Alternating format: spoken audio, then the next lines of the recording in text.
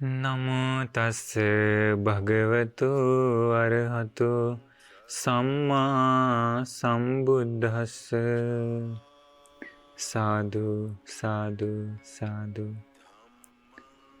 सर्वप्रथम उन तथागत अरहत सम्यक संबुद्ध भगवान बुद्ध जी को मेरा कोटि कोटि नमस्कार हो एवं मेरे आचार्य गुरुवर्य गुरु के चरणों में मेरा सादर नमन हो। नमो बुद्धाय। आज आप लोगों को बहुत विशेष व्यक्ति के बारे में बताने वाले हैं। वो क्या है? बुद्ध कौन है? तथागत कौन है? बुद्ध का अर्थ क्या है? आखिर कौन थे बुद्ध? बुद्ध मतलब क्या होता है? इन सारे बातों को आज इस प्रवचन से आप लोगों को सीखने के लिए मिलने वाला है। तो सुनने के बाद आप लोग आश्चर्य हो जाएंगे, अद्भुत हो जाएंगे कि इसका अर्थ इतना सुंदर था। भगवान बुद्ध जी बताए हैं, बुद्धो हवे कप्प सदेहि दुर्लभो। 100 कल्प में भी बुद्धों का जन्म अतिशय दुर्लभ होता है। आप लोग को मालूम ही होगा, एक कल्प के बारे में हम पहले भी बहुत बार प्रवचन में बता चुके हैं। एक कल्प अति दीर्घ समय होता है, तो 100 कल्प बीत जाते हैं, परंतु बुद्ध लोगों का जन्म बहुत दुर्लभ होता है। परंतु अभी लोगों को मालूम नहीं। क्यों बुद्ध लोगों का जन्म दुर्लभ है? क्योंकि बुद्ध लोग ही अनुपन्नस मग्गस उपादेता। इस दुनिया में मुक्ति का मार्ग नहीं होता है, उस मार्ग को उत्पन्न करने वाले होते हैं बुद्ध लोग। असंजातस मग्गस संजनेता। इस दुनिया में मुक्ति का मार्ग नहीं रहता है बना हुआ, उस मुक्ति मार्ग को बनाते हैं। अनखातस मग्गस अखा देता। देव मानव को मुक्ति का मार्ग मालूम नहीं होता है, निर्वाण मार्ग मालूम नहीं होता है, उसको अखाता। तथागत बुद्ध लोग उस मुक्ति का मार्ग को सारे देव मानव को बता देते हैं। मग्गयो मग्गविदु मग्गकोविदु। वे बुद्ध लोग ही मुक्ति के मार्ग के बारे में भली प्रकार से जानते हैं, मुक्ति का मार्ग को बताने में अति दक्ष हैं। उस मुक्ति का मार्ग पे भली प्रकार से सुधर चुके हैं, जा चुके हैं। वे बुद्ध लोग ही दुनिया को मुक्ति का मार्ग दिखाते हैं, दूसरा कोई नहीं। इसलिए दुर्लभ है वैसा बुद्धों का जन्म होना। आप लोगों को मालूम है कि जब भगवान बुद्ध का जन्म हुआ था, मतलब कि सिद्धार्थ का, कपिलवस्तु में राज परिवार में जन्म हुआ था। बहुत सुख से पले बढ़े। इसके बाद 16 वर्ष की आयु में विवाह होता है यशोधरा से, मालूम ही है। तो पूरा सुख संपत्ति भरा हुआ था, परंतु उसी के बीच एक दिन दिखाई देता है क्या? एक बूढ़ा व्यक्ति, एक बीमार व्यक्ति, एक मरा हुआ व्यक्ति। उसी दिन उनके मन में जाता है, क्या जाता है कि अरे सारे प्राणी बूढ़ा हो जाते हैं, बीमार पड़ते हैं, मृत्यु हो जाते हैं। फिर वो पूछता भी कि मैं भी बूढ़ा हो जाऊंगा, मर जाऊंगा? हाँ, आप भी मर जाएंगे, बीमार पड़ेंगे, सारे लोग मर जाते हैं, ऐसा उसको बताता है उसका सारथी छन्न। उसी दिन से उनका मन में एक क्वेश्चन आता है, सवाल आता है कि आखिर इस बुढ़ापा और मृत्यु से मुक्ति का मार्ग कहाँ है, कैसे इससे मुक्त होंगे? वो सवाल उनके मन में चला जाता है। उसी को ढूंढते हैं, वो ढूंढते हैं, खूब ढूंढते हैं, कहीं सॉल्यूशन नहीं मिलता है, क्योंकि उस समय मुक्ति का मार्ग नहीं था। अंत में इस मुक्ति का मार्ग को खोजने के लिए अपना सारा धन वैभव सुख संपत्ति छोड़ देते हैं, राजपाट छोड़ देते हैं, घर त्याग देते हैं, सन्यासी बन जाते हैं। किस लिए? मुक्ति का मार्ग को खोजने के लिए। मुक्ति, बुढ़ापा और मृत्यु से मुक्ति। उस समय बहुत फेमस था, कहता था कि मुक्ति का मार्ग बताने वाला है। ऐसा था एक आलार कालाम नाम का एक बहुत बड़ा सिद्ध तपस्वी साधु, उनके पास जाते हैं ये सिद्धार्थ तपस्वी जी, उनसे पूछते हैं। वो कहता है कि ठीक है, तुम सीखो, तुम्हें ये मार्ग पर आगे चल सकता है। कुछ ही दिन में उसका सारा टेक्निक, सारा मेडिटेशन, सारा ध्यान, समापत्ति सब सीख जाते हैं। वो आलार कालम तपस्वी जी सिखाते थे आकिंचन समापत्ति तक। कुछ ही दिन में ये सारा संपूर्ण कर लिए। कौन? हमारे सिद्धार्थ बोधिसत्व। परंतु इनको समझ में आया कि ये मुक्ति नहीं है। वो आलार कालम तपस्वी जी यही सोचते थे कि ये मुक्ति है, परंतु ये समझ गए सिद्धार्थ बोधिसत्व ये मुक्ति नहीं है। इसके बल पर आकिंचन लोक में जन्म लेना पड़ेगा, परंतु जन्म नहीं इनको चाहिए। इनको चाहिए जन्म मृत्यु से मुक्ति का मार्ग। और उसमें बहुत फेमस था पूरे भारतवर्ष में रामपुत्र उद्दक, जो बहुत आगे तक ध्यान साधना में था, नेव संज्ञा ना संज्ञायतन समापत्ति तक। उनके पास भी जाते हैं सिद्धार्थ बोधिसत्व। कुछ ही दिनों में वो सब सीख लेते हैं, परंतु उन्हें समझ में आ जाता है कि ये मुक्ति नहीं है, इससे जन्म ही है। कहाँ? नेव संज्ञा ना संज्ञायतन लोक में। आगे बढ़े मुक्ति का मार्ग खोजते हुए। उस समय भारत में था क्या कि बहुत तपस्या करने से मुक्ति मिलता है। आजकल की भी है ना भारत में, हिमालय में बहुत सारे साधु लोग आजकल तो बहुत कहेंगे तो असली में करने वाले बहुत कम ही है तपस्या। तो उस समय भारत में यही मान्यता थी कि शरीर को दुख देने से मुक्ति मिलता है। 6 वर्षों तक, एक दिन नहीं, एक सप्ताह नहीं, एक महीना नहीं, एक साल नहीं, 6 साल तक इतना कठोर दुख तपस्या किए, इतना किए कि उतना कोई नहीं किया था। अंत में इतना करते हैं कि पूरा उनका शरीर सूख जाता है, सारे नसें बाहर आ जाती है, आँख अंदर धंस जाता है, पेट अंदर धंस जाता है। पेट को छूने से रीढ़ की हड्डी टच होता था, स्पर्श होता था। इतना दुख तपस्या की, परंतु समझ गए कि शरीर को दुख देने से मुक्ति का मार्ग नहीं मिलता, मुक्ति नहीं मिलता। तो इस प्रकार वो दोनों मार्ग को छोड़ते हैं। सुखों का मार्ग से, काम भोगों की सुखों का मार्ग से मुक्ति नहीं मिलता, शरीर को दुख देने से भी मुक्ति नहीं मिलता। फिर वो मध्यम मार्ग को अपनाए, आर्य अष्टांगिक मार्ग को। और कहाँ गए? बोध गया में, बोधि वृक्ष के नीचे, अपने अनंत संसार में अनंत गुणों का बल से, पुण्यों का बल से बैठ जाते हैं बोधि वृक्ष के नीचे मुक्ति पाने के लिए। तो इस बुद्ध बनने के लिए, मुक्ति बनने के लिए 1 जन्म मेहनत नहीं किए, 2 जन्म नहीं किए।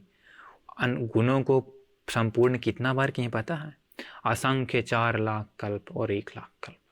गणना नहीं कर सकते हैं इस काल परिच्छेद को। इतने समय में वो क्या ट्राई किए हैं? 10 गुणों को परिपूर्ण किए हैं भली प्रकार से।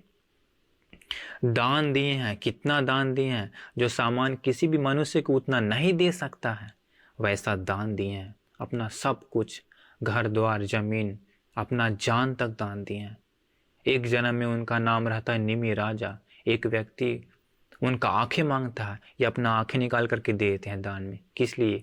बुद्ध बनने के लिए। 1 जन्म में अपना प्राण दान दे देते हैं बुद्ध बनने के लिए। 1 जन्म में अपना घर द्वार, अपना हाथी, अपना राजपाट सब दान देते हैं। ऐसा जो किसी को कर नहीं सकता है, वैसा दान दिए हैं। कितना? असंख्य 4 लाख कल्प और 1 लाख कल्प, गिनती नहीं कर सकते हैं। इसके बाद शीलों का पालन किए हैं अनंत रूप से। घर द्वार त्याग करके ब्रह्मचर्य जीवन बिताएं, तपस्वी जीवन बिताएं अनंत जन्मों में। किस लिए? बुद्ध बनने के लिए। 1-2 दिन का बात नहीं है, बहुत लंबा मेहनत किए हैं। तो इस प्रकार 10 विशेष गुण था, वो 10 विशेष गुणों को अनंत जन्मों में परिपूर्ण किए बुद्ध बनने के लिए। वही पुण्य का बल सब एकत्रित था। कब? सिद्धार्थ बोधिसत्व के समय। बोधि वृक्ष के नीचे बैठ जाते हैं। बैठते ही इस दुनिया में कोई है जो व्यक्ति को संसार में बांध के रखता है। वो नहीं पसंद कि कोई इस संसार से मुक्त हो जाए, मुक्ति पाए। कौन है वो? पापी मार जिसको कहते हैं, भगवान बुद्ध बताएं। वो आ गया, वज्रासन पे बैठे रहते समय सारा बाधाएं किया, आग बरसाया, तलवार बरसाया, पत्थर बरसाया, बहुत कुछ किया उस जगह से हटाने के लिए, परंतु सिद्धार्थ बोधिसत्व अपने संसार में जो गुणों को प्रैक्टिस किए तो उसी को स्मरण कर रहे थे। उस पुण्य का बल से उनको कुछ नहीं हुआ, अंत में वो हार कर चला जाता है। इसके बाद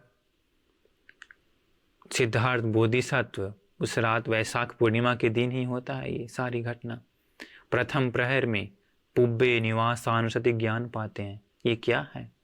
अपना अनंत जन्मों को देखे हैं, एक जन्म नहीं, दो जन्म नहीं। बहुत लोग बोलते हैं पूर्व जन्म नहीं होता, नेक्स्ट जन्म नहीं होता, वो उन लोग का अंधविश्वास है, मिथ्या दृष्टि है। वो अपना जन्म देखते हैं कैसे प्रथम विद्या पाते हैं, पुब्बे निवास अनुसति ज्ञान। एक जन्म, दो जन्म, 1,00,000, 1,00,00,000, अनगिनत संवट्ट कल्प, विवट्ट कल्प, ऐसे अनंत जन्म पीछे देखते हैं। एक चीज दिखता है, क्या? जन्म हुआ, बुढ़ापा हुआ, मृत्यु हो गई, जन्म हुआ, बुढ़ापा हुई, मृत्यु हुआ। इस प्रकार जन्म मृत्यु, इसके अलावा कुछ नहीं है। अलग अलग जगह पर हुआ जन्म, वो अपना देखे पूर्व जन्मों को, पर जन्म मृत्यु हुआ, उसके अलावा कुछ नहीं। फिर वो देखते हैं कि क्या सिर्फ ये मेरे साथ हुआ? दूसरे प्राणियों के बारे में देखते हैं, दूसरे प्राणियों को ही सिर्फ इतना ही है। दूसरे प्राणी लोग भी जन्म लेते हैं, मृत्यु हो जाता है, फिर कर्मानुसार जन्म होता है, फिर मृत्यु, जन्म मृत्यु। प्रथम विद्या पाते हैं, मध्यम प्रहर में चतुपपात ज्ञान पाते हैं कि क्या कर्म से कोई व्यक्ति कैसे कैसे बनता है, वो विद्या। और अंतिम प्रहर में आश्रय को क्षय कर देते हैं, अविद्या अंधकार को भस्म कर देते हैं, और उसी समय बुद्ध बन जाते हैं, बुद्ध बन जाते हैं। तो बुद्ध बनते समय विशेष 4 विशारद ज्ञान को पाते हैं, जो दुनिया में किसी के पास नहीं है, सिर्फ उनके पास है, ना देव ना ब्रह्म के पास। इसके बाद 10 विशेष बल को पाते हैं। इसके बाद 6 असाधारण ज्ञान को पाते हैं, जो दुनिया में ना देवता के पास है, ना ब्रह्म के पास है, ना कोई श्रावक के पास है। उनके शिष्यों के पास भी यह 6 असाधारण ज्ञान नहीं था जो उनके पास है। इस प्रकार अनंत विद्याओं को पा करके सर्वज्ञ बन गए। उसी समय वो 4 सतिपट्ठान को संपूर्ण कर दिए, 4 सम्यक प्रधान वीर, 4 इर्धिपाद, 5 इंद्रिय, 5 बल, सप्तभुजंग, 8 अष्टांग मार्ग को संपूर्ण करते हुए विद्या विमुक्ति को साक्षात की, बुद्ध बन गए। ये कहने में तो बहुत तुरंत हो रहा है ना, पर ये जो हुआ है घटना वो बहुत ही आश्चर्य है, विस्मित है, अद्भुत है। बुद्ध उसी समय उनका नाम आया, उससे पहले उनको बुद्ध नहीं कहते थे। एक बार की बात है, एक बार भगवान बुद्ध के समय एक ब्राह्मण था जिसका नाम था द्रोण। वो 500 शिष्यों को मंत्र ये सब सिखाता था, विद्या सिखाता था। एक दिन वो 500 सोने का सिक्का का महंगा एक वस्त्र धारण करके और 100 सोना का सिक्का का वस्त्र नीचे धारण करके जा रहा था, अपने 500 शिष्यों के साथ कहीं जा रहा था। तो जाते समय रास्ते पर देखता एक पद चिन्ह। किसका? भगवान बुद्ध जी का। कि भगवान बुद्ध वो पद चिन्ह को रख करके बगल में वृक्ष की छाया में बैठे रहते हैं। सामान्य भगवान बुद्ध का पद चिन्ह किसी को दिखता नहीं है। अगर भगवान बुद्ध ये अधिष्ठान करेंगे कि ये मेरा पद चिन्ह उस व्यक्ति को, फलना व्यक्ति को दिख जाए, तो सिर्फ उसी को दिखता है, बाकी किसी को दिखता नहीं। तो वो भगवान बुद्ध वैसा संकल्प करके वृक्ष के किनारे बैठ गए थे। वो ब्राह्मण देखा पद चिन्ह, देखने के बाद आश्चर्य हो गया, अरे ये पद चिन्ह तो कोई मनुष्य का नहीं है, मनुष्य का नहीं है। वो बहुत वेदों में पारंगत था वो ब्राह्मण। क्यों? वो पद चिन्ह पता है कैसा है? सामान्य मनुष्य का पद चिन्ह कैसा होता है? हम लोग किसी का मनुष्य का लेंगे तो पद चिन्ह में टेढ़ा रहता है ना, एड़ी के पास कैसे होता है, कर्व थोड़ा रहता है। कभी अपना छाप के देखिए, पानी में डाल के फिर जमीन पर डाल के तो दिखाई देगा, टेढ़ा रहता है। भगवान बुद्ध का पद चिन्ह ऐसा नहीं, पूरा ऐसे सीधा है, सीधा है, और अंगुलियां सब बराबर है उनका। नॉर्मली हम लोग को दिखता है कि पांचों उंगली पैर में अलग अलग साइज का है, पर पांचों उंगली बराबर है। उस पद चिन्ह में एक चक्र है जिसमें 1000 तिलियां, वो सब दिखता है उस पद चिन्ह में। तो वो देखने के बाद ब्राह्मण सोचा ये तो मनुष्य का पद चिन्ह नहीं हो सकता। कोई कोई लोग आजकल लोग कहते हैं कि बुद्ध को महात्मा बुद्ध कहते हैं, परंतु देखिए कि आखिर ये कहना उचित है। देखिए आगे समझ में आ जाएगा। वो पद चिन्ह के अनुसार भगवान बुद्ध के पास पहुंचता है। भगवान बुद्ध को देखते के साथ प्रसन्न हो जाता है वो ब्राह्मण द्रोण। क्यों? भगवान बुद्ध जी का इंद्रिय शांत है। इंद्रिय मतलब आँख कान नाक जीभ शरीर मन, वो 6 इंद्रियां पूर्ण का पूरा शांत था। उसको अपने कंट्रोल में कर चुके थे, विजय हो गए थे इन इंद्रियों पर। देखने में ही प्रसन्नता उत्पन्न हो रही थी। वो ब्राह्मण देखते ही प्रसन्न हो जाता है। ऐसा लग रहा है जैसे महायुद्ध को जीत लिया। सच में युद्ध को तो जीत लिए ना, अपने मन के सारे विकारों के युद्ध को जीत लिए, मार सेना को हरा दी। तो वो देखकर प्रसन्न हो जाता है ब्राह्मण। 500 शिष्यों के साथ है वो पूछता है कि आप कोई देवता हैं? क्योंकि उसको विश्वास नहीं होता ब्राह्मण को। भगवान बुद्ध कहते हैं नहीं, मैं देवता नहीं। आप कोई गंधर्व हैं? नहीं, मैं गंधर्व नहीं। तो आप कोई मनुष्य हैं, कोई मानव है? कहता है नहीं, मैं मानव भी नहीं हूं। तो क्या आप कोई ब्रह्मा है? नहीं, मैं कोई ब्रह्मा भी नहीं हूं। अब इसको बढ़िया अचंभा हुआ, ना देवता है, ना गंधर्व है, ना ब्रह्मा है, ना मनुष्य, तो क्या है? वो पूछता है ऐसा तो आप क्या हैं? आप क्या हैं आखिरकार? भगवान बुद्ध जी कहते हैं कि जिन आश्रमों के कारण कोई देवता माना जाता है, मतलब देवता माना जाता है, मतलब कि जिन आश्रम, मतलब कि आश्रम मतलब क्लेश, क्लेश मतलब राग क्रोध मोह माया अहंकार घमंड आदि सारे मन की गंदगी, उसे आश्रव कहते हैं। तो देवताओं के पास जो आश्रव होता है वो आश्रव मेरे पास नहीं, इसलिए मैं देवता नहीं हुआ। जो आश्रव, जो क्लेश गांधर्व में होता है वो आश्रव मेरे पास नहीं, इसलिए मैं गांधर्व भी नहीं हुआ। जो आश्रव ब्रह्मा के पास भी है वो आश्रव मेरे पास नहीं, इसलिए मैं ब्रह्मा भी नहीं हुआ। जो आश्रव, जो क्लेश, जो गंदगी मनुष्यों की है, मनुष्यों के पास है, वो गंदगी क्लेश मेरे पास नहीं है, इसलिए मैं मनुष्य भी नहीं हुआ। तो द्रोण ब्राह्मण आश्चर्यचकित होकर पूछता है ऐसा है तो आप कौन है? आप कौन है? भगवान बुद्ध जी कहते हैं कि उदाहरण देते हैं, ब्राह्मण को बोलते हैं समझो इस उदाहरण को। एक तालाब है, एक पोखर है, वो पोखर पूरा गंदगी है, कीचड़ से भरा हुआ वो पोखर। उसी पोखर में एक कमल निकलता है। एक कमल 1-2 फीट ऊपर आकर के खिलता है। कमल खिलने के बाद सुगंध फैल जाता है। भगवान बुद्ध जी उसी प्रकार कहते हैं इस तृष्णा नाम की कीचड़ में, तृष्णा नाम की कीचड़ में फंसा हुआ पूरा सारा देव मानव, उसी कीचड़ में मैं जन्मा, परंतु उसी कीचड़ से मैं अनासक्त हूँ। मैं उसी कीचड़ से अलग हूँ, उसी कीचड़ में जन्मा, परंतु उसी कीचड़ से मैं मुक्त हो गया हूँ। ब्राह्मण मुझे समझ लो, मैं बुद्ध हूँ, मैं बुद्ध हूँ। इस प्रकार बताते हैं बुद्ध के बारे में। ब्राह्मण बहुत प्रसन्न हो जाता है। भगवान बुद्ध इसको ज्ञान बताते हैं। वो ब्राह्मण अनागामी हो जाता है। अंत में वो ब्राह्मण कितना प्रसन्न होता है, एक गाथा से नहीं, 10 गाथा से नहीं, 100 गाथा से नहीं, 12,000 गाथाएं बोलकर भगवान बुद्ध का वर्णना करके वहां से जाता है। बाद में वही द्रोण ब्राह्मण भगवान बुद्ध जी का परिनिर्वाण के बाद जो धातु बांटने में विवाद हुआ था, वो वही द्रोण ब्राह्मण ही भगवान बुद्ध जी के धातुओं को बांटा था 8 भागों में।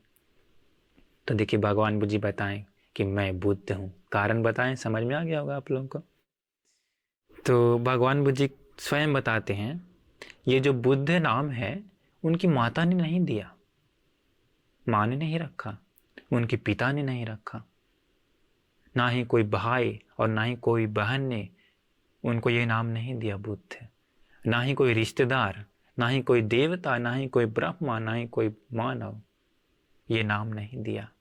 ये नाम बोधि वृक्ष के नीचे संबुद्धत्व को, मुक्ति को पाने के कारण, निर्वाण को पाने के कारण ये बुद्ध नाम उनको मिला गया, बुद्ध नाम उनको मिल गया है। 4 आर्य सत्य को बोध करने के कारण ही वे बुद्ध कहलाए। सारे देव मानव को मुक्ति का मार्ग दिखाएं, निर्वाण की मार्ग दिखाएं, इसलिए वे बुद्ध कहलाए। इस संसार में जो कुछ भी था सब कुछ जान गए, सर्वज्ञ बन गए, इसलिए वे बुद्ध कहलाए। सब कुछ देख लिए संसार का सारा रहस्य, क्या कर्म से मनुष्य जन्म होता है, क्या कर्म से देव जन्म होता है, क्या कर्म से ब्रह्म जन्म होता है, क्या कर्म से नरक में जन्म होता है, क्या कर्म से कोई असुर बनता है, कोई प्रेत बनता है, कोई जानवर बनता है, कोई गांधर्व बनता है, यक्ष बनता है। ये सब देख लिए, सारे रहस्य को देख लिए, इसलिए वे बुद्ध कहलाए। दूसरे किसी भी व्यक्ति को उस स्थान तक नहीं पहुंच सकता जहां वो पहुंचे, इसलिए वे बुद्ध कहलाए। सारे आश्रय को नष्ट करने के कारण बुद्ध कहलाए। अनासक्त स्वभाव होने के कारण, मतलब किसी भी चीज में आसक्त नहीं हो, इसलिए बुद्ध कहलाए। भगवान बुद्ध जी को गंगा नदी जैसा दान भी देंगे तो, भोजन दान कुछ भी है, वो आसक्त नहीं होते उस पर। पूरा दुनिया का सारा व्यक्ति उनको निंदा करेंगे तो फिर उनके मन में थोड़ा भी क्रोध नहीं जागेगा। अनासक्त हैं, अनासक्त हैं। इसके बाद एकांत रूप से सारे राग को नष्ट कर दिए, इसलिए बुद्ध कहलाए। सारे क्रोध को, मोह को, माया को नष्ट कर दिए, इसलिए बुद्ध कहलाए। किसी से तुलना नहीं कर सकते हैं भगवान बुद्ध जी का, अतुलनीय है वो, किसी से तुलना नहीं हो सकता उनका, इसलिए वे बुद्ध कहलाए। अविद्या अंधकार को भस्म करने के कारण वे बुद्ध कहलाए, बुद्ध कहलाए। तो ये देखिए ये बुद्ध वचन को कैसे मिल गया, ये छोटा मोटा नहीं है। जो हम अभी पहले जो ज्ञान के बारे में बताएं बहुत सारा, वो उस ज्ञान को विस्तार करने जाएंगे तो बहुत समय चल जाएगा, एक दिन नहीं सप्ताह से भी ज़्यादा चल जाएगा। तो आगे सिर्फ एक ज्ञान के बारे में विस्तार करेंगे, उससे पहले और कुछ हम बताने वाले हैं। और कोई लोग है आजकल, क्या है ना, इंडिया में कोई लोग, बहुत लोग कहते हैं कि बुद्ध भगवान नहीं है, भगवान उनको मत कहिए, भगवान कहना उचित नहीं, ऐसा कहते हैं बहुत सारे लोग आजकल।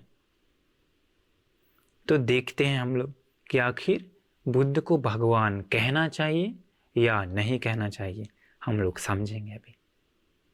ये भगवान वचन क्या है, आखिर क्या है? ये भगवान वचन बहुत ही गौरवनीय है, प्रशंसनीय है, गरिमा युक्त है। भगवान बुद्ध स्वयं विस्तार किए हैं, भग रागोति भगवा। जो कोई राग को, राग मतलब मन में जो काम वासना की आग से जो जलता है, उस राग को भस्म करने के कारण भगवान कहलाए वो। भग दोष होती भगवा, मन की क्रोध को भस्म करने के कारण भगवान कहलाए। भग मोह होती भगवा, सारे मोह नाम की अंधकार को भस्म करने के कारण भगवान कहलाए। भग मान होती भगवा, भग क्लेश होती भगवा, अहंकार घमंड को भस्म करने के कारण भगवान कहलाए। सारे क्लेशों को भस्म करने के कारण, मन की सारे गंदी को भस्म करने के कारण वे भगवान कहलाए। तो देखिए अभी भगवान का अर्थ बताएं, उस वचन का अर्थ क्या है। तो इस दुनिया में केवल वही थे उस समय जो सारे राग को भस्म किए, सारे क्रोध को भस्म किए, सारे मोह माया अहंकार को भस्म किए, भगवान कहलाए। सिर्फ वही थे।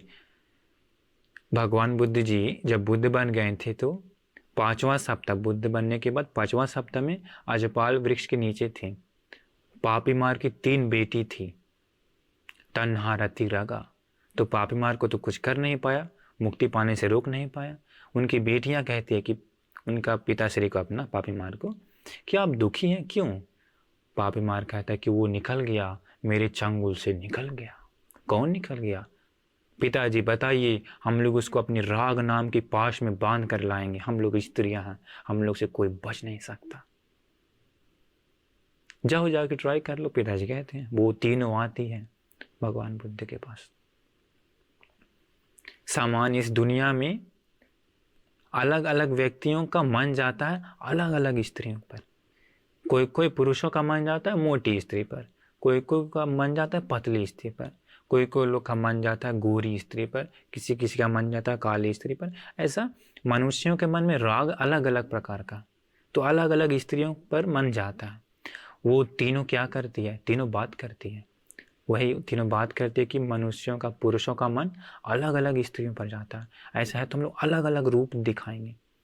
तो अप्सराओं की भांति अत्यंत सुंदर रूप प्रकट करती है तीनों। 100 रूप दिखाती है। तन्हा 100 रूप, वो फिर रति 100 रूप, रागा 100 रूप, ऐसे करके 1600 रूप दिखाती है स्त्रियों का। बहुत सुंदर सुंदर रूप। परंतु किसी भी विचारों में, भगवान बुद्ध के मन में मात्र क्लेश, मात्र राग उत्पन्न नहीं होता। क्यों? भस्म कर दिए, भस्म कर दिए। जैसे बरगद का वृक्ष है, कच्चा में काटेंगे तो क्या होगा? दूध निकलता है ना। लेकिन जब वृक्ष पूर्ण रूप से सूख गया तो कितना भी काटे दूध निकलता है? नहीं। भगवान बुद्ध उसी प्रकार भग राग होती भगवा, सारे राग को भस्म कर चुके हैं। राग कैसे उत्पन्न होगा उनको? अंत में वे लोग बहुत ट्राई करती है और अंत में चल जाती है हार करके।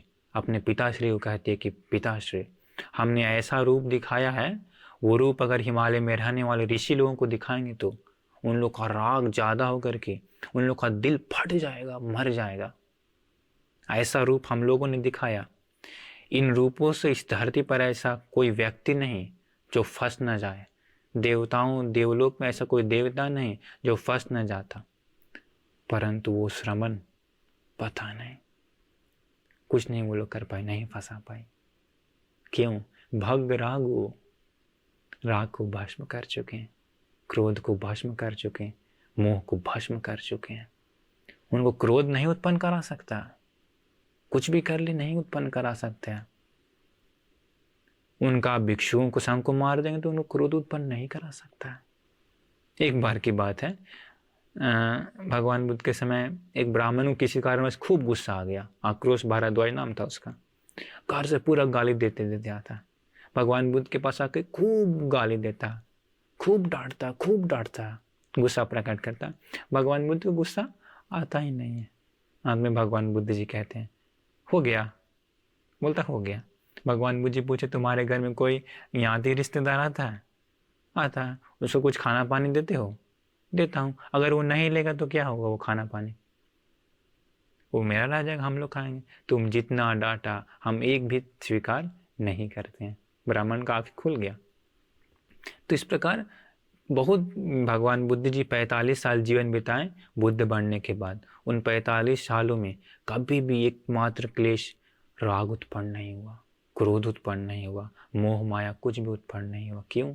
सबको भस्म कर चुके हैं। इसलिए उनको भगवान कहते हैं। भगवा का अर्थ, भगवान का सच्चा अर्थ यही है। परंतु इंडिया में क्या हुआ? जब धीरे धीरे भगवान बुद्ध का ज्ञान इंडिया से लुप्त हो गया तो बहुत सुंदर वचन था। क्या? ये भगवान, बहुत सुंदर वचन था। तो अलग अलग संप्रदाय के लोग अलग अलग अपने देवी देवताओं में इस वचन को जोड़ दिए और कहने लगे अलग अलग ईश्वरों को भगवान करके। अभी हम लोग भगवान बुद्ध को भगवान बुद्ध कहते हैं तो लोग कहते हैं कि ये भगवान ईश्वर लोगों को कहते हैं, बुद्ध को भगवान मत बोलिए। ये गलत है उन लोगों का विचार। त्रिपिटक को पढ़िए, हर जगह में आएगा, एवं मे सुतंग एकंग समयंग भगवा। ऐसे आता है 18,000 सूत्र है दिमयंग भगवा। ऐसे आता है 18,000 सूत्र है देशना है भगवान बुद्ध का, पढ़िए उसको। सब जगह कैसे आता है एवं में सुतंग एकंग समयंग भगवा। एक समय भगवान बुद्ध वहां थे करके भगवान बुद्ध ने स्वयं बताया कैसे जो श्रोतापन हो जाता है उसका गुण को बताया। भगवान बुद्ध के प्रति वो अटल श्रद्धावान हो जाता है। कैसे इतिपिशो भगवा अरहं सम्मा संबुद्धो विद्याचरण संपन्न सुगतो लोकविदु अनुत्तरो पुरुष धम्म सारथि सत्था देव मनुष्यानं बुद्धो भगवाति। नौवा गुण क्या है भगवान। तो ये 9 गुण किसका है भगवान बुद्ध जी का है। आजकल बहुत लोग को वो मालूम नहीं है। अरे कम से कम सूत्र पिटक पढ़िए, सब समझ में आ जाए कि उनको भगवान कैसे कहते थे। तो वो पुराना भारत में उनको ही सिर्फ कहा जाने वाला ये वचन था क्या भगवान। दूसरा ना कोई देवी देवताओं को उस समय इस्तेमाल होता था, ना ही कोई साधु संतों को। भगवान बुद्ध के समय भी और अलग अलग लोग था कुछ लोग, परंतु किसी को भी भगवान नहीं कहे, सिर्फ उन्हीं को कहते थे क्योंकि वही है सिर्फ राग भगो, क्रोध भगो, मोह भगो। आप ही बताइए ऐसा क्या कोई ईश्वर है, कोई देवी देवता है जिसका मन से ये सारा राग भस्म हो चुका है? नहीं। सारा क्रोध भस्म हो चुका है? नहीं। मोह भस्म हो चुका है? नहीं। अलग अलग पढ़ने के लिए मिलता है, अलग अलग सीरियल में देखने के लिए मिलता है। राग के वशीभूत है सारे देवी देवताओं, सारे मानव क्रोध के वशीभूत है, मोह के वशीभूत है। आखिर कैसे भगवान हो सकते हैं? तो मेरा तात्पर्य किसी को निंदा करने का नहीं है, मैं इस भगवान का सही अर्थ बता रहा हूं। इसका अर्थ क्या था, अर्थ क्या था। भगवान बुद्ध स्वयं बताए हैं भगवती नेतंग नामंग मातरा कतंग न पितरा कतंग। ये भगवान वचन उनको माँ की ओर से नहीं मिला, पिता की ओर से नहीं मिला, न भातरा कतंग न भगनिया कतंग। ना कोई भाई ने नहीं दिया, ना ही कोई बहन ने नहीं दिया, न समण ब्राह्मण ही कतंग न देवता ही कतंग। ना ही कोई श्रमण ब्राह्मण ने उनका नाम भगवान नहीं रखा भगवान बुद्ध को, न देवता ही कतंग, ना कोई देवता ने नहीं रखा, ना ही कोई ब्राह्मण ने नहीं रखा। विमुखंतिक मेतंग बुद्धानंग भगवंतानंग बोधिया मूली सह सब्बन्युत ज्ञान से पटिलाभा सच्च का पन्यति यदिदंग भगवा। बोधि वृक्ष के नीचे विमुख की अंतिम अवस्था को प्राप्त करते हुए बुद्ध ने सर्वज्ञता ज्ञान को प्राप्ति के साथ साथ जिस शुद्धि का स्वयं साक्षात्कार किए उसी की प्रज्ञप्ति भगवान नाम में स्थापित हुई। इसी कारण वे भगवान कहलाए। अर्थात बोधि वृक्ष के नीचे बुद्धत्व को साक्षात किए ना, उसी के कारण उसी के साथ साथ वे भगवान कहलाए, भगवान कहलाए। तो देखिए ये था भगवान का अर्थ, भगवा वचन का अर्थ। आपको मालूम ही है कि जब भगवान बुद्ध जी बुद्ध बन जाने के बाद वो कहाँ 5वां सप्ताह अजपाल बोधि वृक्ष के नीचे बैठे रहते हैं। फिर देखते हैं पूरा दुनिया को देखते हैं अपनी दृष्टि से, दिव्य दृष्टि से पूरे दुनिया को देखते हैं। सोचते हैं कि अरे हम ये ज्ञान किसको बताएंगे, ये मुक्ति का मार्ग किसको बताएंगे। तो वो देखने के बाद दिखता है पता है क्या, ये पूरे सारे देव मानव काम भोगों की सुख में डूबे हुए हैं, तृष्णा की जाल में फंसे हुए हैं, मोह के अंधकार में ढके हुए हैं, राग द्वेष मोह में पूरा का पूरा फंसे हुए हैं, काम वासना में लिप्त हैं। अरे इन लोग को कैसे ये सूक्ष्म मुक्ति का मार्ग समझ में आएगा? इन लोग को नहीं बता देंगे, इन लोग को समझ नहीं सकता। ये ज्ञान सूक्ष्म है, बहुत ही सूक्ष्म है। इस प्रकार वो दुनिया को देखने के बाद उनको ज्ञान बताने का मन नहीं आता है, शुरू में नहीं आता, क्योंकि बहुत मेहनत करके उन्होंने प्राप्त किए। 6 साल कठोर दुख तपस्या की, बहुत मेहनत करके वो बुद्ध बन गए। तो इसीलिए उनका मन उस समय सोचे कि इतना मुश्किल ज्ञान कैसे लोग समझ पाएगा। एक ब्रह्मलोक में एक ब्रह्मा जिसका नाम था साहम्पति, वो देखा भगवान बुद्ध को। अरे भगवान बुद्ध सोच रहे हैं कि ज्ञान नहीं बताने के लिए। वो कहता है नश्यतिवत भूलोको विनश्यतिवत भूलोको। अरे ये लोक भस्म हो जाएगा, नष्ट हो जाएगा। बहुत समय के बाद बुद्ध लोग जन्म लेते हैं, वे ज्ञान बताने के लिए नहीं सोच रहे हैं। अहो ऐसे कैसे हो सकता है। वो ब्रह्मा काश्यप भगवान बुद्ध के समय एक भिक्षु था, सहक नाम था उस समय। वो भिक्षु भगवान काश्यप भगवान बुद्ध के समय ज्ञान की रास्ते पे चल के अनागामी हो जाता और ब्रह्मलोक में जन्म लेता। तो फिर वो ब्रह्म वहां से अंतर्धान होकर के भगवान बुद्ध के समझ प्रकट होता है। भगवान बुद्ध कहता देसेति भन्ते भगवा धम्मं। हे भगवान जी, सबसे पहले वही भगवान वचन इस्तेमाल करता है उस समय। भगवान बुद्ध को कहता कि देसेति भन्ते भगवा धम्मं। हे भगवान जी, आप ये ज्ञान का उपदेश करिए। देसेतु सुगतो धम्मं। हे सुगत जी, ये ज्ञान को उपदेश करिए। सबसे पहले वही, वो ब्रह्मराज बुद्ध बनने के बाद सबसे पहले वही भगवान वचन का इस्तेमाल करता। इसके बाद वो कहता है क्या, शांति सत्ता अपराजक जाति का। भगवान, हे भगवान, इस दुनिया में इस धरती पर ऐसे व्यक्ति भी हैं जिन लोगों का मन में क्लेश कम है। असवर्णता धम्म से परिहायन्ति भविष्यन्ति धम्म से अय्यातारो।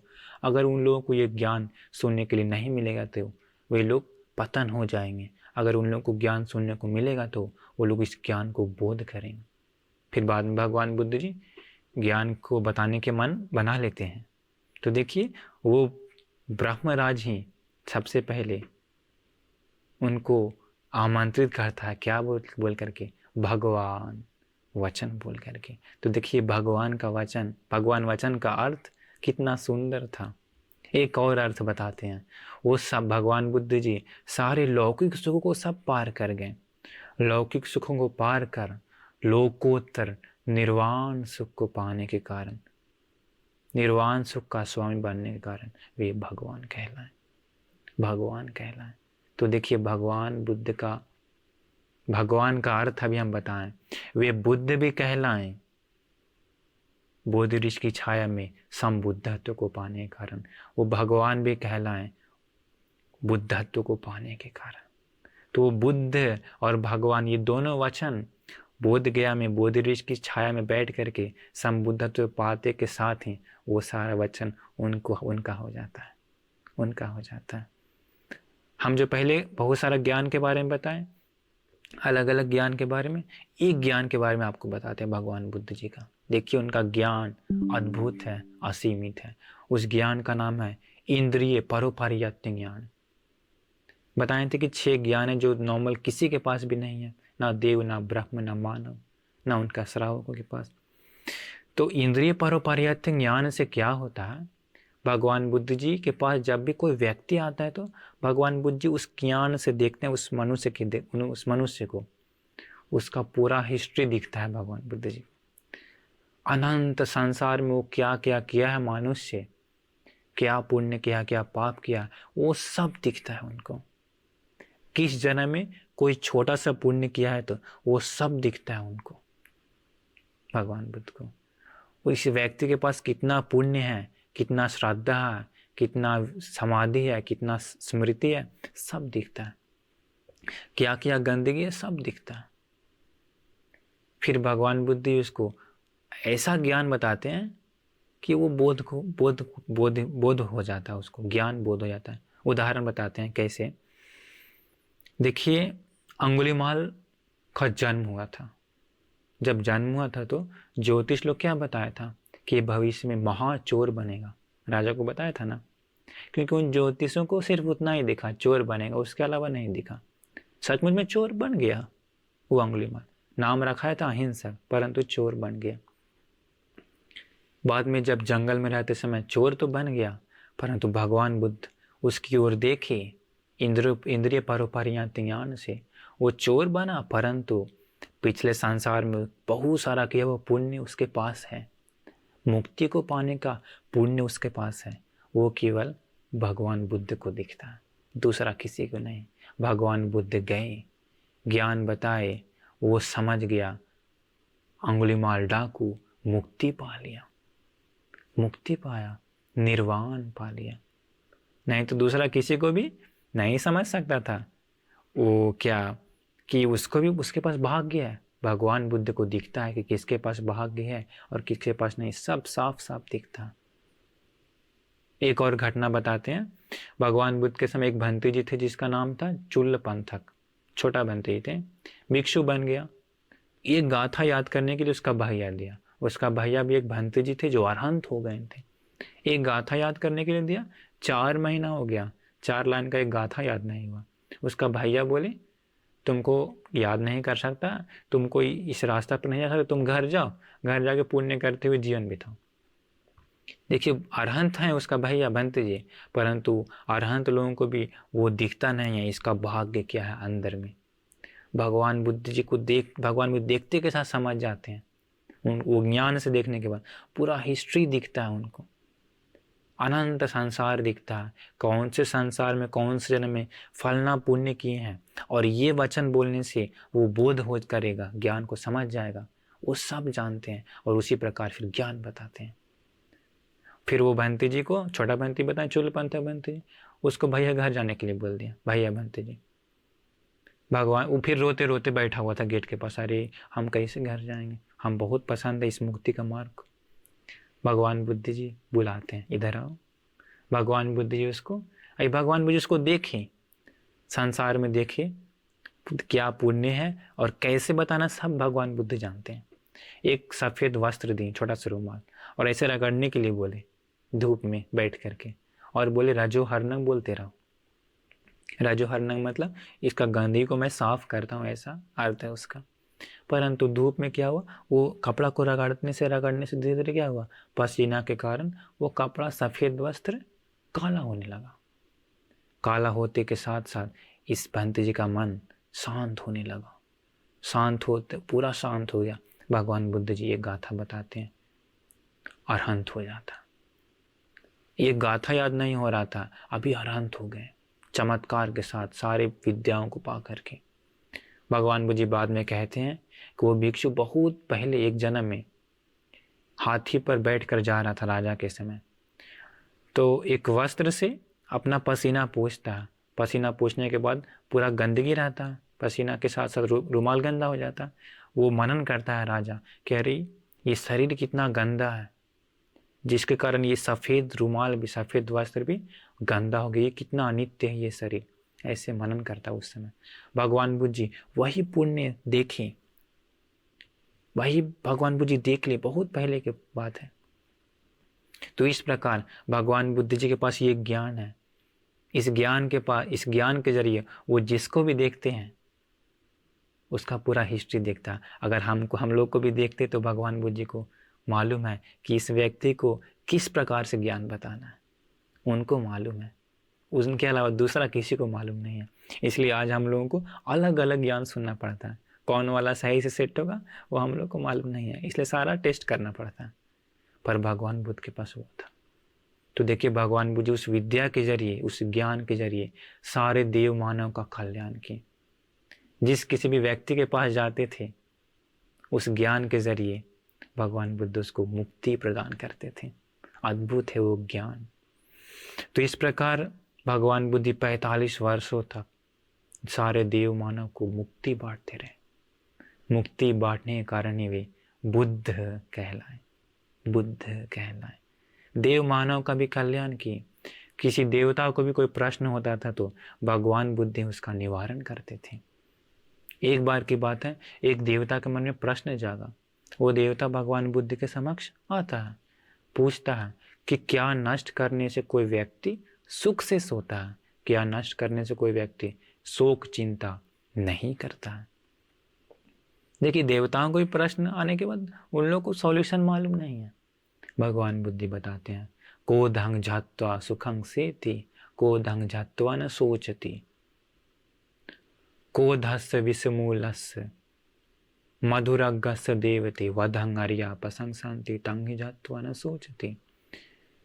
बोलते मारिश, देवताओं को मारिश कहते थे। मारिश, हे देवता, कोई व्यक्ति क्रोध को नष्ट करने से वो सुख से सोता है, क्रोध को नष्ट करने से वो शोक चिंता नहीं करता। जो कोई इस क्रोध को नष्ट कर देता है तो वो सुख से जीवन बिताता है। आर्य लोग इसी क्रोध को नष्ट करने के बारे में प्रशंसा करते हैं। तो इस प्रकार भगवान बुद्ध एक देवताओं को नहीं, भगवान बुद्ध के समय बहुत सारे देवताओं आए जो संयुक्त निकाय के सूत्र पिटक के संयुक्त निकाय के देवता संयुक्त में हजारों हजार से ज़्यादा सूत्र हैं, जिन सूत्रों में अलग अलग देवताओं आते हैं प्रश्न लेकर के भगवान बुद्ध उसका निवारण करते हैं। तो इस प्रकार देव मानव को मुक्ति सुख बांट दी, निर्वाण सुख बांट दी, इसलिए वे बुद्ध कहलाए। अद्भुत है उनका जीवन, अद्भुत है उनका दिनचर्या और अद्भुत है उनका मार्ग प्रतिपदा। उन्हीं के कारण आज हम लोगों को ये सुंदर सुंदर ज्ञान सुनने का मिल रहा है।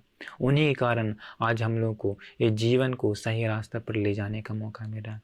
इसलिए आप उन भगवान बुद्ध जी के प्रति प्रसन्नता उत्पन्न कर लीजिए। मन में प्रसन्नता जगा लेंगे तो आप श्रेष्ठ व्यक्ति के ऊपर प्रसन्नता जगा रहे हैं, उसका फल भी श्रेष्ठ होता है, श्रेष्ठ होता है। तो इसलिए आप लोगों को उन भगवान बुद्ध को पहचानने का